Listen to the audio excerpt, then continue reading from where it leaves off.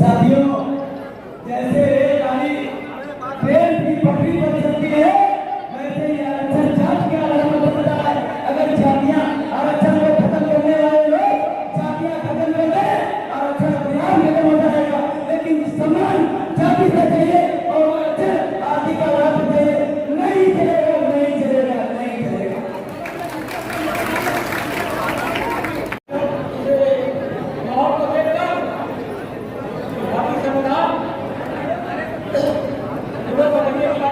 बुजुर्ग लोग बैठे हैं, इन बातों को समझिए, ये चीजें हमारे हाथ से निकल जाएगी।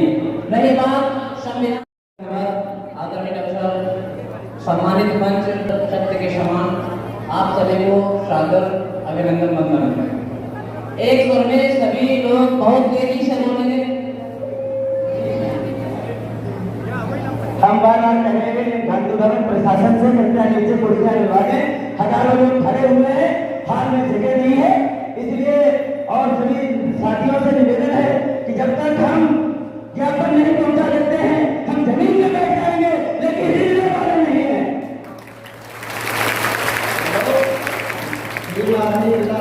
मंच पर आने का कष्ट करें, नीलेश कमाजिया था। बहुत बहुत धन्यवाद। सभी लोग एक समय बोलेंगे जय भीम, जय संविधान। बहुत बहुत धन्यवाद। प्रिय साथियों, आज ये जो जुलूम उमड़ा है, जो ये भीड़ देखी है, ये इस चीज का व्यक्ति बदलाव चाहता है। क्योंकि बहुत हो गया 5 किलो राशन, बहुत हो गया 2000 रुपए में दर लगाना। हर चीज की एक सीमा होती है, जगने की जरूरत है, समझने की जरूरत है। आज हम सब लोगों को इस बात को समझना होगा कि जिस संविधान की बदौलत आज ये 85% समाज सर्वाइव कर रहा है, अपने पैरों पे खड़ा है, संविधान से प्रदत्त अधिकारों के आधार पर हम सब गवर्नमेंट जॉब, व्यापार, बिजनेस, धंधा पानी सब में आगे हैं। लेकिन कुछ जो मनमानी ताकतें हैं, ये हमारी व्यवस्थाओं को खत्म करने का काम करती हैं। वो खत्म करने के लिए हम लोगों को तोड़ते हैं। इसके पीछे ये हमें समझना होगा कि हम लोग टूटते क्यों हैं। गलती उनकी नहीं है, गलती हमारी है। जब तक हम लोग यूनाइट नहीं होंगे, एकजुट नहीं होंगे, तब तक हम ऐसे ही टूटते रहेंगे, बढ़ते रहेंगे। हम सबको समझने की जरूरत है, जागने की जरूरत है। अगर अभी इस समय पर हम लोग नहीं जगे, आने वाला कल हम लोग के पैदा राम कृष्ण फूले जी सामाजिक न्याय के जनक पूर्वी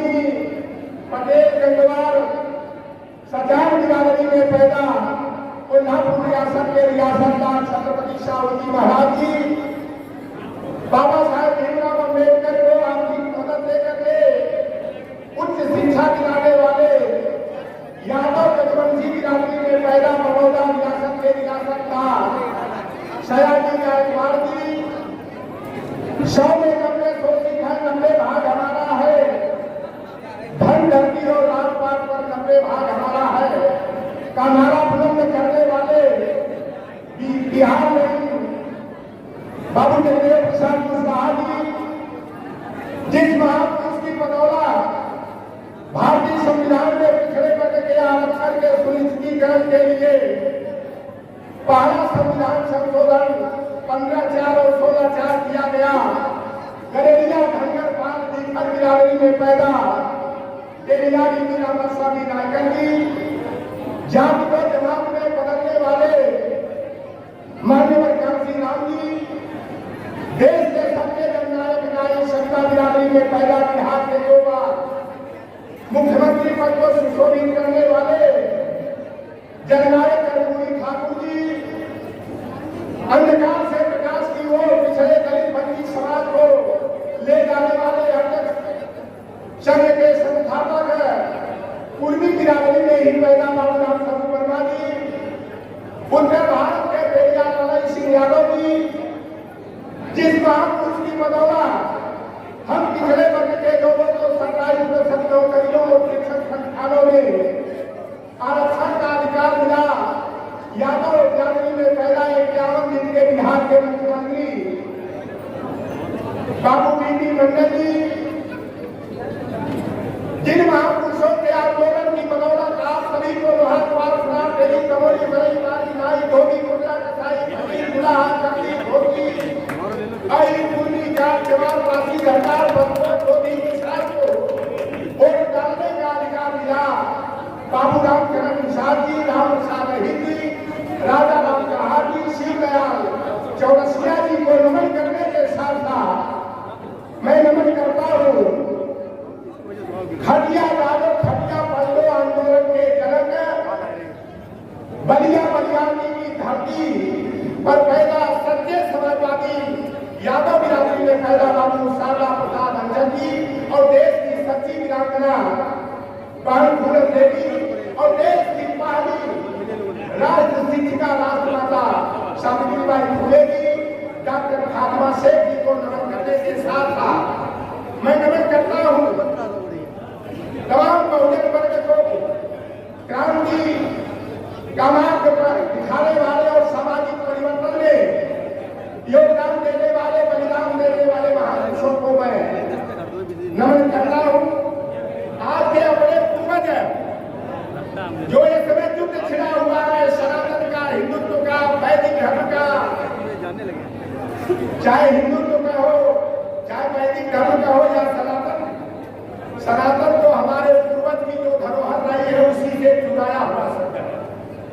लेकिन ये ढोंगी और पाखंडी आज वर्तमान परिवेश में हिंदुत्व के नाम पर हिंदू के नाम पर सनातन परंपरा के नाम पर हम लोगों को गुमराह करने का काम कर रहे हैं। उनसे सावधान रहने की जरूरत है। तो आप पूरे देश में स्टालिन की आवाज से आवाज मिला करके बहुजन वर्ग के महान क्रांतिकारी और बहुजन वर्ग में ऊर्जा का उद्गार पैदा करने वाले परम आदरणीय जानदार शानदार स्वामी प्रसाद मौर्य जी यहाँ पर पूर्व सांसद परम आदरणीय उषा वर्मा जी परम आदरणीय पूर्व विधायिका आदरणीय राजेश्वरी देवी जी समाजवादी पार्टी के जानदार जिलाध्यक्ष हमारे बड़े अच्छे सुचिंतक भाई वीरेंद्र सिंह यादव जी आदरणीय पम्मी यादव जी आदरणीय आरिफ खान मल्लू जी और इस कार्यक्रम के आयोजक जो आज संविधान एवं आरक्षण संरक्षण सेना के माध्यम से संविधान एवं सामाजिक न्याय महासम्मेलन का आयोजन छल कपट के शिकार हमारे पूर्वज हिरण्यकश्यप और महान दानी राजा पाली की धरती पर जो कार्यक्रम का आयोजन किया गया है, आयोजक मंडल के अपने जानदार शानदार साथी परम आदरणीय अरुण मौर्या जी, आदरणीय सर्वेश सेवा जी, हमारे रिश्तेदार, हम लोगों ने जाति को जमात में बदलने का क्रांति जब शुरू किया था, इसलिए मैं कहता हूँ कि अगर हमारे पूर्वी, हमारे काफी, हमारे यादव बिरादरी के लोग अगर निषादों की नकल कर देते तो अकल ठीक हो जाती। यहाँ जगमंडल योगी जी हैं, आदरणीय राजपूत जी भी यहाँ पर होंगे, हमारे रिश्तेदारी के हैं। आप अवधेश वर्मा जी को देख लीजिए, चाहे रोशनलाल वर्मा हो, चाहे स्वर्गीय राममूर्ति वर्मा हो, और लौटन राम के रिश्तेदार हैं मुकेश राजपूत जी हो, चाहे कल्याण सिंह हो। आज सबसे बड़ा जो षड्यंत्र चला जा रहा है, मैंने 1988 में एक नारा बड़ा जोरदार ढंग से सुना था जब मैं बनारस में स्नातक की पढ़ाई कर रहा था। रातों रात नारा पूरे देश में फैल गया, राजा नहीं फकीर है, देश की तकदीर है। लेकिन जब 1990 में जनता दल की सरकार बनी, राजा मांडा, विश्वनाथ प्रताप सिंह जी, गौतम बुद्ध के अवतार जब देश के प्रधानमंत्री बने और सामाजिक न्याय के महान योद्धा गुडरी के नाम परम आदरणीय लालू प्रसाद यादव जी, सामाजिक न्याय के महान क्रांतिकारी परम पूज्य शरद यादव जी, नीतीश कुमार जी, स्वर्गीय रामविलास पासवान जी, और देखन के छोटा लगे भाव करे गंभीर धरती पुत्र माननीय मुलायम सिंह यादव जी के प्रयासों से जब 7 अगस्त 1990 को मंडल कमीशन की पहली सिफारिश के तहत हम पिछड़ी जाति के लोगों को 27% आरक्षण प्रस्ताव पारित हुआ और 13 अगस्त 1990 को जब अधिसूचना जारी हुई तो नारा उस समय बदल गया था कि राजा नहीं लगता है, देश का कर्म है और मान सिंह भी औलाद है। मैंने बनारस की गलियों में मैं देखा, चाहे वह सिगरा हो, चाहे मैदानी हो, चाहे मिसिया लाइन हो, चाहे जगतगंज हो, वहां पर सबल समाज के लोगों ने कुत्ता के ऊपर, गाय के ऊपर, भैंस के ऊपर, सांड के ऊपर, सुअर के ऊपर लालू प्रसाद यादव मुर्दाबाद, शरद यादव मुर्दाबाद, बीपी सिंह मुर्दाबाद, मुलायम सिंह यादव मुर्दाबाद का नारा देकर के हमारे सामाजिक न्याय के योद्धाओं को जो है गाली देने का काम किया गया था। मैं यहाँ से आपसे निवेदन करने के लिए आया हूँ, स्वामी जी हम लोगों के गार्जियन हैं और इनके नेतृत्व में संविधान, लोकतंत्र और सामाजिक न्याय के रक्षा हमारे चाहे जवान पासी सरकार हो, चाहे किसान हो, चाहे लोहार लोधी किसान, मल्ला घेवर काजी कुंडी बिरादरी के लोग हो, आपको जात में जमात को बदलना पड़ेगा। बाबू जगदेव प्रसाद कुशवाहा जी का भी यही नारा था कि जब तक जाति स्वाभिमान को छोड़ करके जमात के स्वाभिमान में आबद्ध नहीं होगे तो बहुजन वर्ग के लोग लतियाए जाते रहोगे, ठुकराए जाते रहोगे और अधिकारों से वंचित किए जाते रहोगे। जब बाबूराम नरेश यादव जी हम बच्चे थे, उस समय 9 साल के, बगल का हमारा जिला है, रिश्ते में ताऊ करते थे। जब रोस्टर सिस्टम के तहत जातियों को 20 अगस्त 1975 को 15% आरक्षण दिए तो नारा उन्हीं सामंतियों, उन्हीं भोगियों, उन्हीं पाखंडियों ने दिया था कि राम ने सभा वापस लाओ, लाठी को भय चलाओ। लालू प्रसाद यादव को क्या क्या नहीं गाली दिया, आप देख लो। आप जिनको अपना दुश्मन मानते हो, जिसके घर में हजारों गैया पलती थी, डूब रही थी, नदियां बहती थी, जोगेश्वर श्री कृष्ण को माखन चोर कर दिया, तो सामाजिक न्याय के महान योद्धा जिनकी मेहनत से, जिनके परिश्रम से आज हमारे पिछड़े वर्ग के लोगों को 27% आरक्षण दिया है। लालू प्रसाद यादव जी को चारा चोर कहा और जिस नेता ने हम सपने में भी नहीं सोचे थे कि हमारे घर में भी कभी कैबिनेट और लैपटॉप आएगा, मेरे घर में 2 कैबिनेट आया, कन्या विद्या धन आया, शुल्क प्रपूर्ति और छात्रवृत्ति का लाभ लेकर के मेरी बेटियां हायर एजुकेशन में गई, उस अखिलेश यादव को जो कि चोर कहा गया, आपको समझने की जरूरत है। जो हमारे आरक्षण का विरोध करता है वह हमारा भाग्य नहीं बता सकता। बच्चा हम पैदा करते हैं, नामकरण वह करेगा जो आपके आरक्षण का विरोध करता है। जिन बेईमानों के पूर्वज ने कलम का अंगूठा काटने का, शंभू ऋषि की गर्दन काटने का काम किया।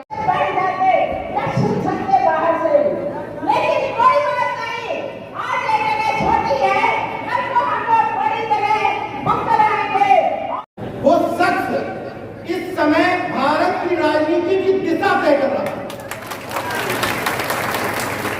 एक वो समाजवाद जो 1970 के दशक में महामना रामचंद्र वर्मा के अर्जक संघ से शुरुआत हुई थी, जिस समाजवाद को पेरियार रामास्वामी नायकर और बाबा साहब आगे लेकर के बढ़े थे, उस समाजवाद जिसमें पाखंड का विरोध निहित है, उस समाजवाद की मिसाल लेकर के अगर कोई चल रहे हैं तो वो है स्वामी प्रसाद मौर्य। अभी तक होता ये था कि उत्तर भारत दक्षिण भारत को कॉपी करता था। इस बार ऐसा हुआ है कि स्वामी प्रसाद मौर्य ने जो अलग जगाई है उसको, उसके बाद स्टालिन वही बात कह रहे हैं, उसके बाद चिदम्बरम के बेटे वही बात कह रहे हैं, यानी कि उत्तर भारत को दक्षिण भारत कॉपी कर रहा है। लेकिन हम ये बात तब मानेंगे, इस मन से अभी बताएं, इतने जागरूक लोगों के, कितने लोगों के हाथों में या गले में किसी भी पाखंडवाद के प्रतीक का आइडेंटिटी कार्ड नहीं है, ना हाथ में ना गले में। इतने लोगों का नहीं, किसी को भी मुख्यातिथि बना लीजिए, किसी को भी विशेषातिथि बना लीजिए, जब तक अपनी तरफ उंगली करके ये नहीं पूछ लोगे कि इस बदलाव की मुहिम में हम कितने भागीदार हैं, तब तक वो परिवर्तन नहीं दिखाई देगा। अपनी अपनी जिम्मेदारी तय करिए कि संविधान बचाने की मुहिम में हम क्या कर रहे हैं। अगर महिलाओं को लगता है कि कार्यक्रम हमारे लिए नहीं, यहाँ तो जागरूक पुरुषों के लिए कार्यक्रम हो रहा था, तो उनकी गलतफहमी है। अगर कोई घर की महिला जागरूक हो जाती है और अपने बच्चों को गोबर पूजने से मना कर देती है, तो वो संविधान संरक्षण का सबसे बड़ा काम कर रहा है। क्योंकि और कुछ दिन बाद एक आना है, एक तोहफा प्रचार होता है साल भर का, जो पहले नहीं होता था लेकिन सीरियल देख करके होने लगा है। 1 साल का रिचार्ज होता है ना करवा चौथ का। तो अगर अपने आप को जागरूक मानती है और 1 साल का रिचार्ज भी कर रही है तो जागरूक नहीं। हमारे जैसे लोग, हमारे चाचा स्वामी प्रसाद मौर्य जी जैसे लोग बिना टोपा रिचार्ज के जीवित है लगातार, कोई रिचार्ज की जरूरत नहीं। इसलिए अगर किसी भी गठबंधन की, किसी भी विचारधारा की सफलता पानी है तो उसमें 100% डूब जाओ। इसीलिए मैं विभिन्न मंचों से कहता हूं, क्यों ताकते हुए मंचों पर गुनहगार की तरह, क्यों ताकते हुए मंचों पर गुनहगार की तरह, चाहते हो तो हक छीन लो हकदार की तरह। अब साजिश समझिए, जितना आप जागरूक हो रहे हैं, जितना आपके नेता आपको जागरूक कर रहे हैं, उतना दूसरी तरफ से साजिशें हो रही हैं। एक साजिश का उदाहरण समझिए, स्वामी प्रसाद मौर्य जी पर जूता फेंकने वाला कौन? सैनी। दारा सिंह चौहान पर स्याही फेंकने वाला कौन? यादव। अहीर की बुद्धि 12 बजे खुलती है ये कहने वाला कौन? राजभर। अहीर गौपालक होते हैं, जानवर चलाते हैं, ये कौन कहने वाला कौन? चौधरी लक्ष्मी नारायण सिंह का। ये साजिश समझ में आई आपको? जितना पिछड़ा एकजुट होगा उतना पिछड़े को पिछड़े से लड़ाया जाएगा। इस बात को समझिए, चाहे धर्म के ठेकेदारों के पास जिनकी नाजुक भावनाएं मेरे जैसे लोगों की, आप जैसे लोगों की बात पर तुरंत नाजुक छुई हुई टाइप की भावनाएं आहत हो जाती है, तुम्हारे यहाँ कोई धर्मी योद्धा पैदा नहीं हुआ जूता फेंकने के लिए? सैनी समाज का व्यक्ति ही क्यों लाया गया? ये बताने के लिए कि पिछड़ा इन बयानों से नाराज हो रहा, जबकि अगर नाराज हो रहा होता तो बताओ यहाँ पिछड़े कितने? हाँ तो जाके बताइए कितने पिछड़े। पिछला नाराज हो रहा है स्वामी जी के बयान से। ये पिछला नाराज हो रहा है हमारे बयान से। अगर नाराज हो रहा होता, मैं चुनौती के साथ कहता हूं कि कितने भी राष्ट्रीय महासचिव विभिन्न पार्टियों को उठा लो, आप देख लो कि भीड़ किसके यहाँ ज्यादा जुड़ रही है, अंदाजा लग जाएगा किससे नाराज हो रहा है।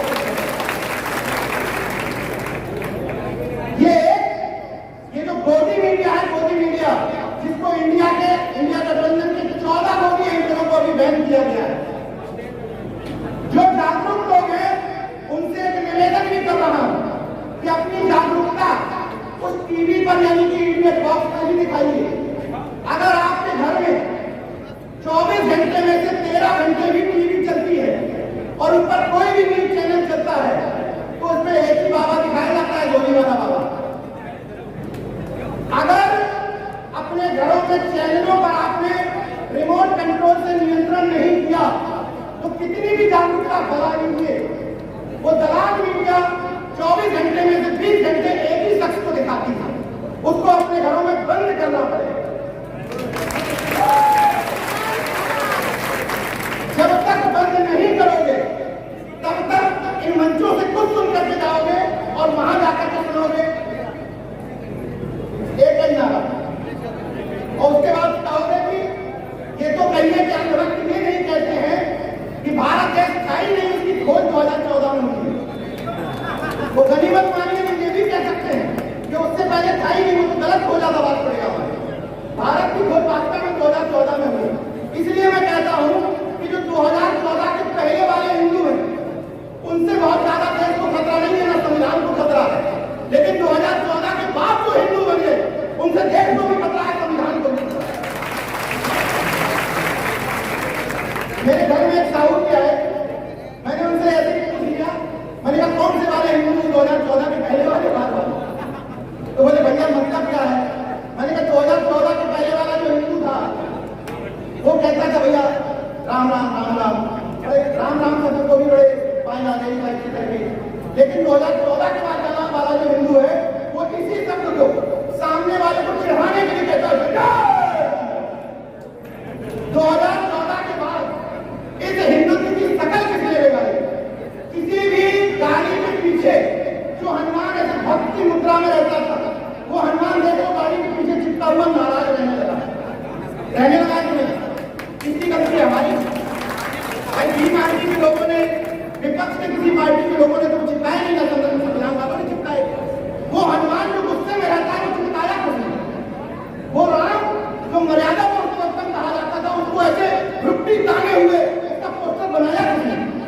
वो संकट जिसको तुम लोग भोले कहते थे, उस संकट का राजदूत था न्यायपीठ, जो अपनी प्रजा की रक्षा करने वाला शेर था, उसको हिंसक शेर बनाया किसने? तो इस धर्म की अगर दुकानदारी चौपट हो रही है तो हमारी है स्वामी प्रसाद मौर्य जी की जिम्मेदारी थोड़ी है, जिम्मेदारी तुम्हारी है, क्योंकि धर्म की रेल तुमने मानी और इसीलिए वो हनुमान नाराज रहने लगे कि तुम सारे इसी में बैठे हुए पीछे चिपका दिया, इसीलिए नाराज रहने लगे। कुछ नहीं कभी एक आध कथा बात करते हैं, डायरेक्ट बात करते हैं, हमारी तो नहीं होती, उनसे पूछ लेना, वो बता देंगे कि इसीलिए नाराज हो रहे हैं और खुद तो इसी में मजे ना रहे। बात ये आती है कि अभी चंद्रशेखर यादव जी ने, शिक्षा मंत्री है बिहार के, उन्होंने पोटेशियम साइनाइड शब्द का इस्तेमाल किया। तो जहर तो बहुत सारे होते हैं, उन्होंने पोटेशियम साइनाइड ही क्यों कहा? रामचरितमानस को या हिंदुत्व को, और भी कुछ कहा जा सकता था। दरअसल पोटेशियम साइनाइड कहने के पीछे एक वजह है। पोटेशियम साइनाइड को जब आप देखेंगे, जो लोग केमिस्ट्री पढ़े हुए हैं, पोटेशियम साइनाइड चीनी जैसा दिखता है, चीनी जैसा। मतलब आपको दूर से लगेगा कि इसमें मिठास है, लेकिन किसी में घुल जाएगा तो वो जहर का काम करेगा। रामस्वरूप वर्मा जी ने 1970 में तत्कालीन राष्ट्रपति बीबी गिरी को पत्र लिखते हुए कहा था कि रामचरितमानस पोटेशियम साइनाइड की तरह है। जैसे लोग तर्क ये देते हैं कि स्वामी जी 5 चौपाइयों की बात करते हैं, अन्य जो अच्छी बातें लिखी है उनकी चर्चा नहीं करते। अगर पोटेशियम साइनाइड की गोली को एक खीर बनाओ, खीर जिस खीर में तमाम व्यंजन डाल दो और उस खीर में एक खीर खाने योग्य रहे?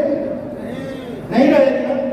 मतलब तुम जिनकी बात कर रहे हो कि 5 दोहे क्यों कहे जा रहे हैं, सवाल यह है कि वो 5 दोहे भी क्यों, गाली हम ही खाएं क्यों?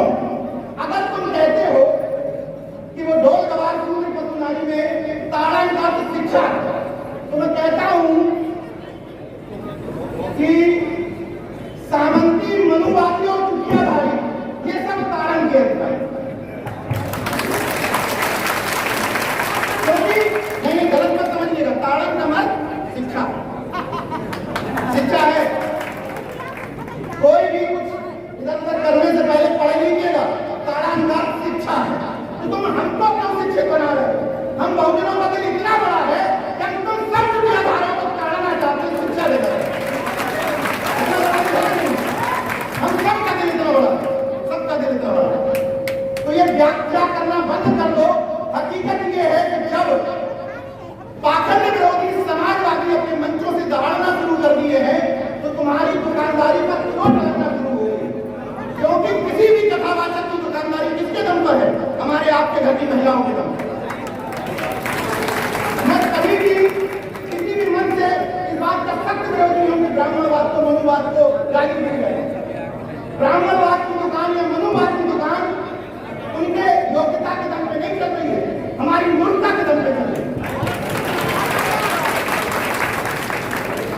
अगर आप लोग जो तथाकथित जागरूक लोग अगर घर का कोई भी क्रियाकर्म, कर्मकांड या कथावाचकों की दुकानें सजाना बंद कर दो, तो जो विभिन्न पार्टियों के लोग नेता उनके चरणों में झुकने जाते हैं वो भी बंद हो गए।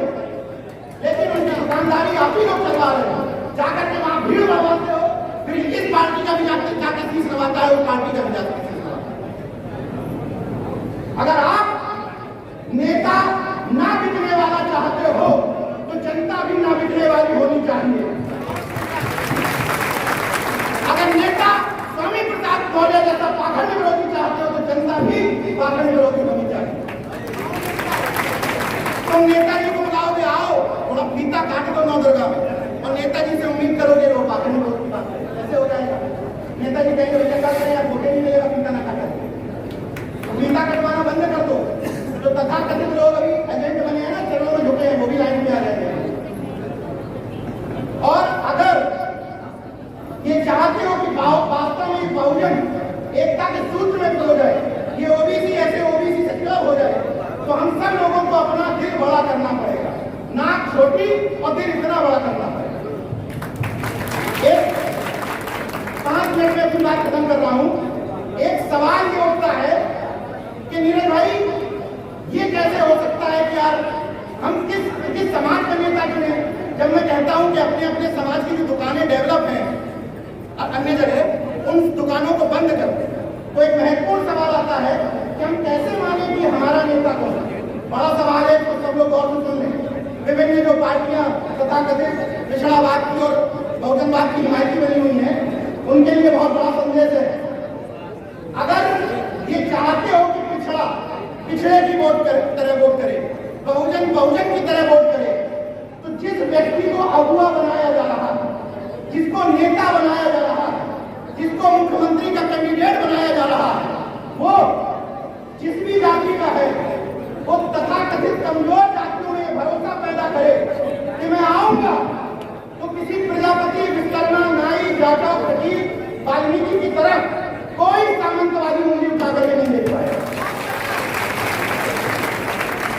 मैं दावा करता हूं, मैं तो पूरे देश में घूमता हूं, कोई भी नेता अगर ये भरोसा पैदा कर ले गया कि अगर मैं कुर्सी पर बैठा हूं तो जातिवाद नहीं करूंगा, अगर कोई बदले में भरोसा कर लिया कि अगर मेरी जाति के व्यक्ति में और दूसरे कमजोर जाति के व्यक्ति में झगड़ा होगा तो मैं सही का साथ दूंगा। जिस दिन ये भरोसा पैदा कर ले गए, जाति के नाम पर छोटी छोटी दुकानें हैं तो मौसम वैज्ञानिक की तरह चुनाव में बदल जाती है, ये दुकानें बंद हो जाएंगी। लेकिन मैं उन दुकानों को दोष नहीं दे रहा हूं, दुकानें इसलिए डेवलप हुई क्योंकि बहुजनवाद की और पिछड़ावाद की राजनीति करने वालों ने हिस्सेदारी नहीं निश्चित तौर पर देनी जानी चाहिए। ये हकीकत है, अच्छा लगे या बुरा लगे, इसीलिए दुकानें डेवलप हुई। और अगर आज भी ये तय कर लेते हो कि कायदे से हिस्सेदारी देंगे, दुकानदारी 2 मिनट में ब्लॉक हो जाए।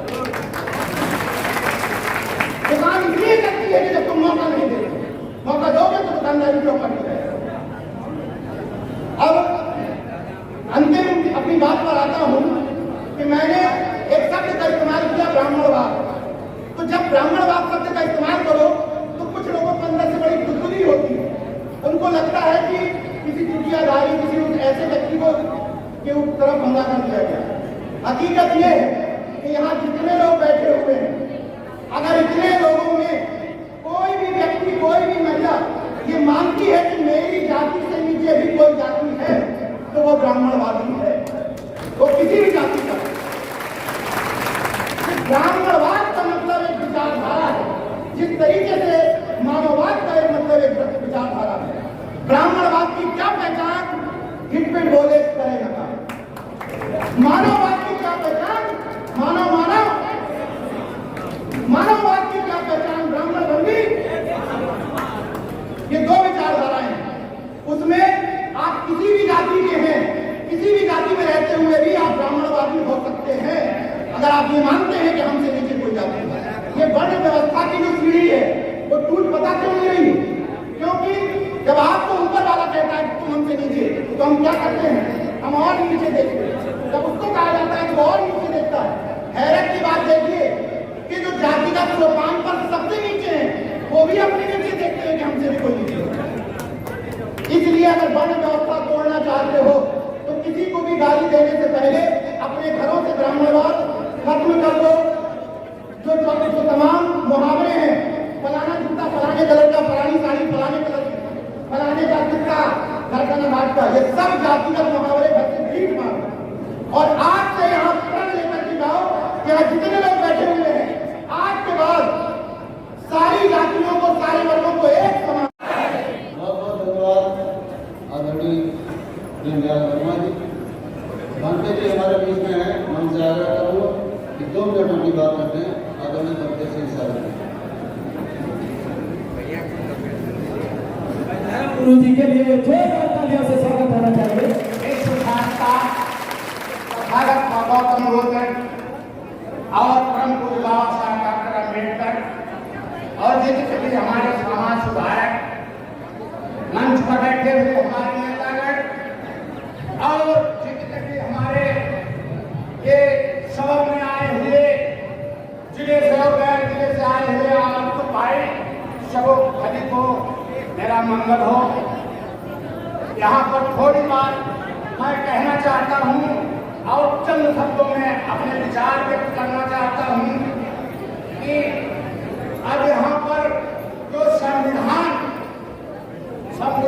बदलने को लेकर के जो संविधान हमारा बदला जा रहा है, जो बाबा साहब का संविधान बदला जा रहा है, इसके विषय में जो हम मीटिंग कर रहे हैं, तो सबसे पहले हमें सोचना होगा। तुम लोगों ने परंपरा बना लिया है तो उस परंपरा को हटाना होगा और उसको हटा करके एक अम्बेडकरवादी विचारधारा को लाना होगा। क्या आयोजन का उल्लेख स्टेटमेंट आया, माननीय प्रधानमंत्री जी का आर्थिक सलाहकार विवेक देवरा ने एक बैठक में कहा है कि संविधान पुराना हो गया। मैंने कहा सपा बसपा कांग्रेस और जो अनुसूचित मोर्चे के भाजपा में लगे हुए हैं, अपने सिपाही को बचा लीजिए। जब तक संविधान है तब तक तुम जिंदा हो, उसके बाद नष्ट हो जाओगे। इसलिए ये काम के ऊपर नहीं है। माननीय स्वामी प्रसाद मौर्य जब लड़ते हैं, जब संघर्ष करते हैं, उस समय ये नहीं पूछते कि मैं मौर्य के लिए लड़ रहा हूँ, पूरे समाज पूरे काउंसिल के लिए लड़ रहे हैं। इसलिए आज के परिवर्तन फिर माननीय स्वामी प्रसाद मौर्य जी का मैं तहे दिल से स्वागत करता हूँ। सभी को कहा अपनी अपनी जाति के काम करेंगे, ब्राह्मण शिक्षा ग्रहण करेगा, क्षत्रिय स्वेच्छा का काम करेगा, वैश्य व्यापार का काम करेगा, समाज में ब्राह्मण उठाएगा, बामनी लेकिन उठाएगा और ऐसी कराएगा, अगर ये खेल चलाएगा, ये